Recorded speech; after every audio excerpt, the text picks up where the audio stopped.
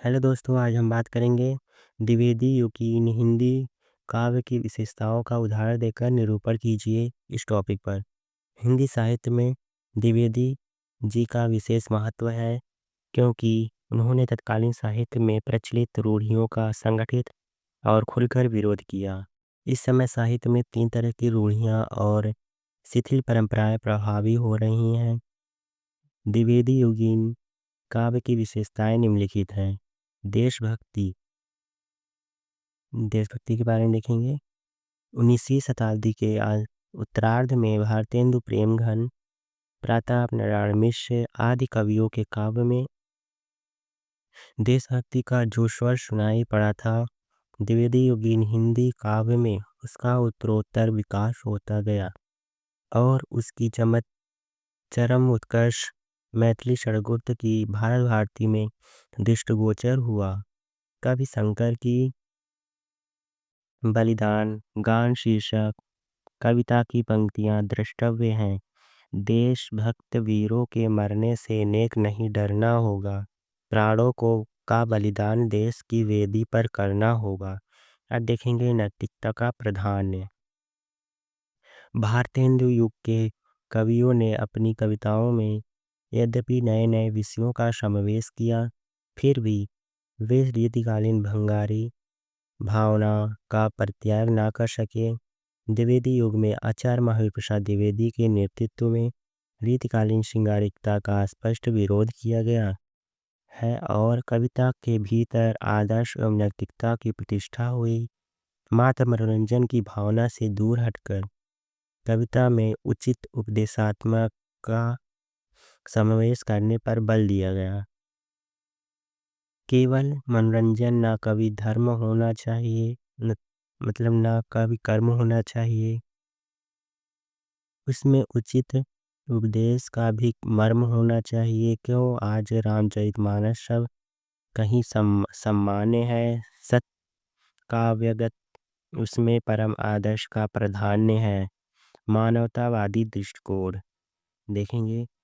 आधुनिक काल से पूर्व भारतीय समाज में जाति धर्म संप्रदाय आदि आधारों पर भेदभाव की अनेक दीवारें खड़ी की गई थी। पुरुषों द्वारा स्त्रियों को मात्र वासना पूर्ति का समाज साधन समझकर उनका निरंतर शोषण हो रहा था। आधुनिक काल में बौद्धिक और वैज्ञानिक दृष्टिकोण के प्रभाव से मानव मात्र की समानता का भाव विकसित हुआ। स्त्रियों को भी पुरुषों के समान अधिकार देने की बात सोची जाने लगी। धीरे धीरे परंपरागत धर्म का स्थान मानवता ने ले लिया। द्विवेदी युगीन कवियों ने धर्म के इस अभ्यांतर रूप स्वरूप को अच्छी तरह पहचाना और मानव के प्रति प्रेम तथा दीन दुखियों की सेवा को सच्चा धर्म बताया। अब देखेंगे इसकी पंक्ति। जग की सेवा करना ही बस है सब सारों का सार, विश्व प्रेम के बंधन ही में मुझको मिला मुक्ति का द्वार। देखेंगे आलंबन रूप में प्रकृति चित्रण। भारतीय युग के कवियों की दृष्टि प्रकृति के स्वतंत्र रूप की ओर गई थी, किंतु वे अपने को परंपरागत रीतिकालीन प्रकृति चित्रण से सर्वथा मुक्ति नहीं कर सके थे। भारतेंदु ने चंद्रावली और सत्य हरिश्चंद्र में कंशय, यमुना और गंगा की प्राकृतिक सुषमा का स्वतंत्र वर्णन करने का प्रयास किया, किंतु अलंकारिकता और सद चमत्कार के लोभ में उसका नैसर्गिक सौंदर्य दब गया। द्विवेदी युगीन कवियों ने प्रकृति को निकट से देखा और उसे पूर्णतः आलंबन रूप में स्वीकार किया। श्रीधर पाठक, बालमुकुंद गुप्त, रामनरेश त्रिपाठी, रामचंद्र शुक्ल की कविताओं में प्रकृति के नैसर्गिक सौंदर्य के श्लिष्ट चित्र देखने को मिलते हैं।